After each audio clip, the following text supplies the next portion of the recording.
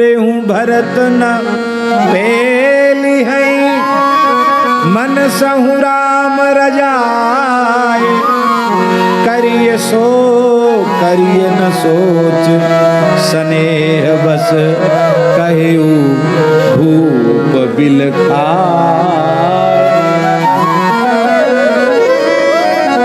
रोते रोते जनक जी की हिचकी बन गई। बोले देखो स्वप्न में भी श्री भरत जी राम जी की आज्ञा का उल्लंघन करने वाले नहीं। क्यों? क्योंकि भरत जी पहले ही कह चुके हैं, जो सेवक अपने स्वामी को संकोच में डालकर अपनी हठ की पूर्ति कराना चाहता है, वह तो सेवक धर्म से च्युत हो गया।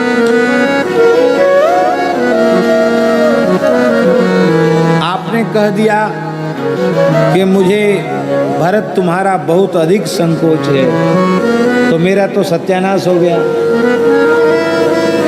जिस सेवक से स्वामी को संकोच आ जाए, उस सेवक का क्या है?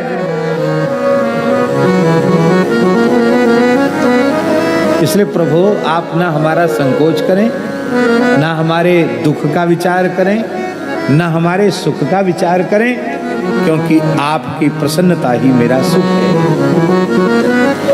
इसलिए जय विधि प्रभु प्रसन्न मन होई, यही विधि प्रभु प्रसन्न मन होई,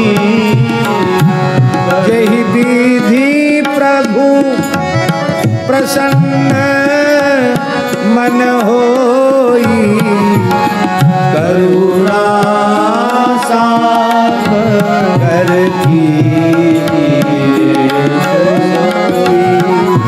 करुणा सागर कीजिए सोई।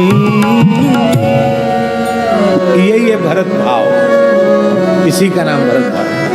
हमारे ऊपर कुछ व्यावहारिक संकट था और पूज्य बक्सर वाले महाराज जी श्री सुदामा कुटी में रामानंद जयंती के अवसर पर आए, तो किसी किसी से उन्होंने सुन ली होगी कोई बात। तो हम जब पास में पहुंचे तो सबको बाहर हटा दिया उन्होंने, केवल हम और महाराज जी दो ही लोग थे। इशारा किया सब बाहर चले जाओ, सब बाहर चले जाओ। हमसे बोले भैया हमने ऐसा ऐसा सुना है कि कुछ ऐसा ऐसा कुछ सुना है, क्या सत्य है? उन्होंने कहा हाँ कुछ ऐसी लीला हो तो रही है। हमने कोई ऐसा नहीं कहा कि महाराज जी को ज़्यादा सुना है तो उनको और चिंता लगे। मैंने कहा लेकिन सरकार आपको बिल्कुल चिंता करने की आवश्यकता नहीं है। बोले नहीं समाधान तो सोचना पड़ेगा। तो हमने कहा महाराज जी क्या समाधान है? बोले दो समाधान है, एक हनुमान जी वाला एक भरत जी वाला। समाधान तो चुनना पड़ेगा। बोले हनुमान जी वाला समाधान तो ये है, जिन मोहि मारा तिहि में मारे, तही पर बांधे तने तुम्हारे। ये हनुमान जी वाला समाधान है। ईंट का जवाब पत्थर से देंगे, ये हनुमान जी वाला समाधान है। और भरत जी वाला समाधान है, जेहि विधि प्रभु प्रसन्न मन होई, करुणा सागर कीजिए सोई। हमने कहा महाराज जी आप सब गुरुजनों की संतों की कृपा से जिन मोहि मारा तिहि में मारे, ये प्रवृत्ति तो स्वप्न में भी बचपन से नहीं है। भरत जी वाली बात अच्छी लगती है, जय विधि प्रभु प्रसन्न मन होई, करुणा सागर। इतना सुनते ही वे इतने भाव विवल हो गए। और हम ऐसे नीचे थे, बैठे थे, महाराज जी चौकी पर थे।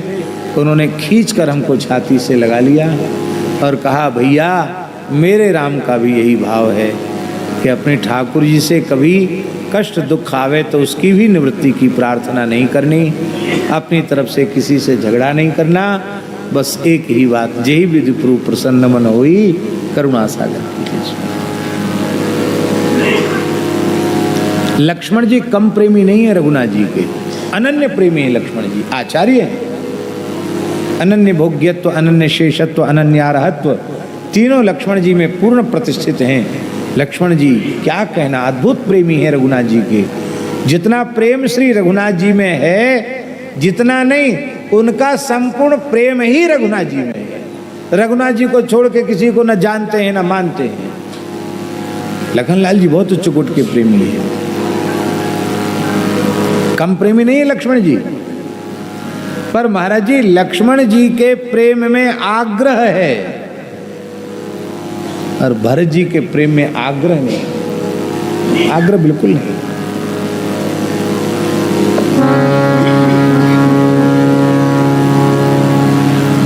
लक्ष्मण जी से कोई कहे कि आप जीवन भर वन में रह जाओ, राम जी अयोध्या रह जाएं। बोले भाई देखो ये सब विचार अपने पास ही रखो, हमको जरूरत नहीं इनकी। हम ना अयोध्या जानते हैं और ना चित्रकूट जानते, हम तो जहाँ राम जी रहेंगे वहीं रहेंगे। हम राम जी के बिना रह नहीं सकते, ये लक्ष्मण जी कहेंगे कि नहीं। पर भरत जी कहते हैं कि गुरुजी आप कहते हैं कि राम जी लौट जाएं और तुम दो राम लक्ष्मण लौट जाएं, तुम दोनों भाई वन में चले जाओ। अरे जीवन भर में वन में रहने के लिए तैयार हूं, 14 वर्ष क्या चीज होती है। ये जो बात है वो भरत जी की सर्वोपरि।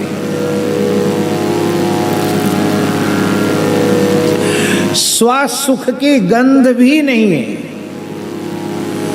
गोपियों के प्रेम की भी यही विशेषता है, उनमें स्वसुख की गंध नहीं है। लेकिन भेद की दृष्टि से नहीं बोल रहे हैं, बहुत बारीक बात कह रहे हैं। गोपियां भी स्वसुख की गंध उनमें नहीं है, लेकिन भरत जी के प्रेम का विचार करने पर भरत जी तो और आगे निकल जाते हैं।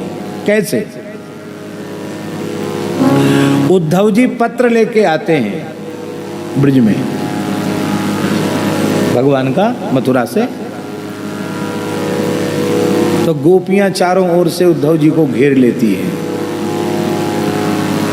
और एक ही प्रश्न करती हैं, हमको लिखो है कहा, हमको लिखो है कहा, हमको लिखो है कहा।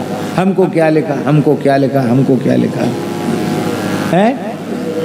हाँ, कहानी सवै लगी, हमको लिखो है कहा, हमको लिखो है कहा।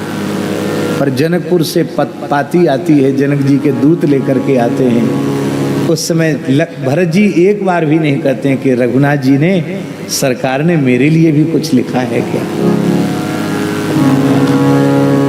ये तो एक ही बात कहते, तात कहाँ थे पाती आई।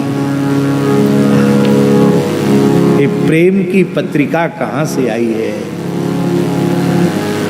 और ये जनकपुर से आई है, राम जी की पाती है। इतना सुनते ही थी भरत जी प्रेम समुद्र में डूब गए।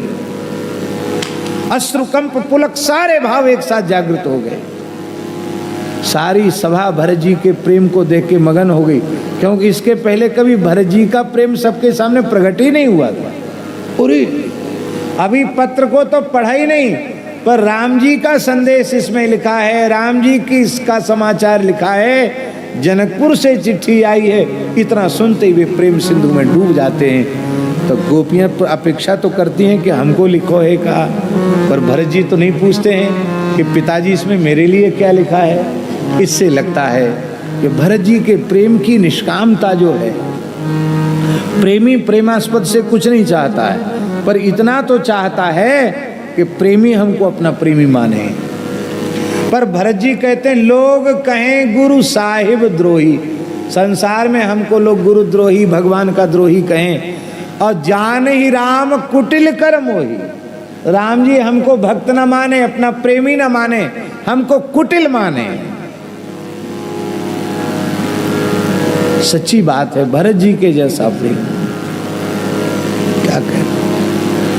प्रेम की जैसी सर्वोच्च अवस्था भरत जी के चरित्र में प्रकट हुई है, ऐसी संपूर्ण पौराणिक वैदिक इतिहास में, वांग्मय में न भूतो न भविष्यति।